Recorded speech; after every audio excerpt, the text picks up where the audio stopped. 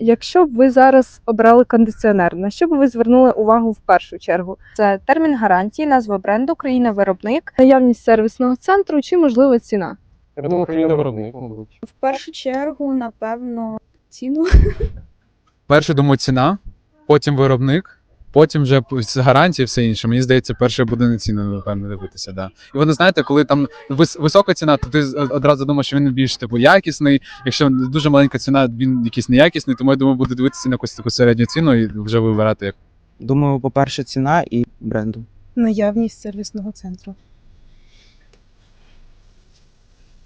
Наявність сервісного центру. Плюс. Да. Сервісний центр, їх вже багато зараз. Думаю, це не проблема. Ну, коротше, да, ціна.